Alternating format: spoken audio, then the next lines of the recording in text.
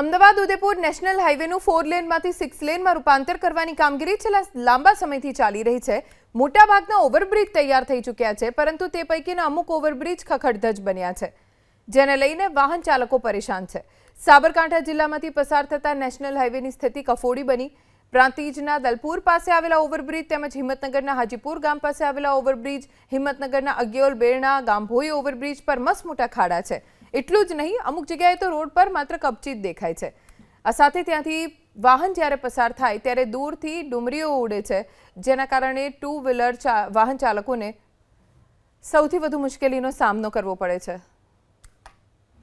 Udaipur national હાઈવેનું 4 લેનમાંથી 6 લેનમાં રૂપાંતરણની કામગીરી છેલ્લા લાંબા વર્ષોથી ચાલી રહી છે। જો કે મોટાભાગના જે ઓવરબ્રિજ અને રોડ રસ્તા જે નેશનલ હાઈવેના છે તે પૂર્ણ થઈ ચૂક્યા છે। જે પ્રકારે દ્રશ્યોમાં જોઈ શકાય છે તે પ્રમાણે આજે અમદાવાદ ઉદયપુર નેશનલ હાઈવે પર આવેલા કાટવાડ ગામ નજીકનો જે આ ઓવરબ્રિજ છે, દલપુર પાસેનો આ ઓવરબ્રિજ છે, તે ઓવરબ્રિજ પર અત્યારે હાલ સ્થિતિ જોઈ શકાય છે। આ નેશનલ હાઈવેની હાલત કફોડી બની છે, જેને લઈને જે અહીંથી પસાર થતા જે હજારો વાહન ચાલકો છે તે વાહન ચાલકો પરેશાનીનો સામનો કરી રહ્યા છે। તો બીજી તરફનો જે રસ્તો જે છે શામળાજી તરફથી જે અમદાવાદ તરફ આવી રહ્યો છે તે બિલકુલ એકદમ છેલ્લી કક્ષાએ તૂટી ગયો હોવાના કારણે આ બ્રિજને અત્યારે હાલ વાહન વ્યવહાર માટે બંધ કરી દેવામાં આવે છે। જે પ્રકારે દ્રશ્યોમાં જોઈ શકાય છે તે પ્રમાણે ધૂળની ડમરીઓ ઉડતી જોવા, સાથે જ જે ખાડા છે તે ખાડા આ રોડ પર પડ્યા છે, જેને લઈને જે વાહન ચાલકો છે તે વાહન ચાલકો પરેશાનીનો સામનો કરતા હોય છે।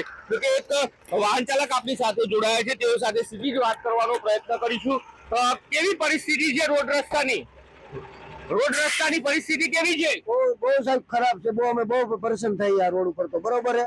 આ લોકો અંદર ભાજપ પર મત લેવા આવે છે અત્યારે, પણ કોઈ જવાબ રોડમાં દેતું નથી। આટલા ખાડા ગાડીના પાટા ભાંગી જાય છે, ટાયર ફૂટી જાય છે નવી ગાડીને અમારે। અમે જમવાને નથી રહેતા, એક મહિના સાહેબ રહેતા નથી અમે।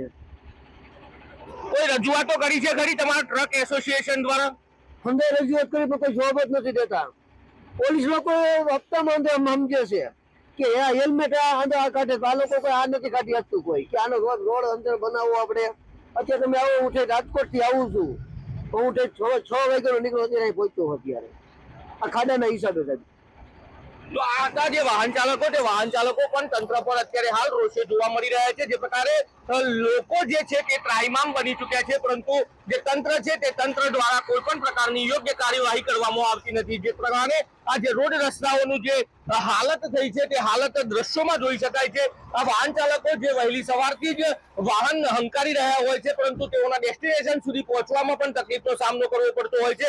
એટલું જ નહીં, પરંતુ જે સાધનો હોય છે તે સાધનોમાં પણ મરામત ખર્ચ વધી જવાના કારણે હાલ તો જે વાહન ચાલકો છે તે પરેશાનીનો સામનો કરી રહ્યા છે। નેશનલ હાઈવે ઓથોરિટીને વારંવાર સ્થાનિક લોકો દ્વારા, વાહન ચાલકો દ્વારા રજૂઆતો કરવામાં આવતી હોય છે, પરંતુ રજૂઆતોને ધ્યાનમાં લેવામાં આવતી નથી ને કોઈ પણ પ્રકારનું યોગ્ય સમારકામ કરવામાં નથી આવતું, જેના કારણે હાલ તો વાહન ચાલકો અને જે લોકો છે તે લોકો આ પરેશાનીનો સામનો કરી રહ્યા છે। જો કે તંત્રના વાક્ય આ લોકો હેરાન પરેશાન થતા હોય તેવું હાલ તો વાહન ચાલકો કહી રહ્યા છે। દર્શન પટેલ, એબીપી અસ્મિતા, સાબરકાંઠા। ચિલોડાથી માંડીને આપણા સરહદ સુધી જોઈએ તો જેટલા બી બ્રિજ બન્યા છે એ બ્રિજ કાં તો અમુક બ્રિજ તો ખુલ્યા નથી, અમુક તો ખુલતા પહેલા તૂટી ગયા છે, અમુકના સમારકામ ચાલુ છે, અને આ રોડની એકદમ દયનીય સ્થિતિ છે। બહુ ભ્રષ્ટાચાર થયો એવું લાગી રહ્યું છે। જોઈએ તો આખી ગાડીનું ટાયર પણ અંદર ઉતરી જતા હોય છે, એવી જગ્યાએ અકસ્માત થવાની પણ ભીતિ રહેલી છે। ગાડી કઈ કામ પણ નથી આવતી, એના સસ્પેન્સર જમ્પર પણ કામ નથી આવતા, એટલા ઊંડા ખાડા પડેલા છે, એની અંદર કોઈ રિપેરિંગ કામ થતું નથી।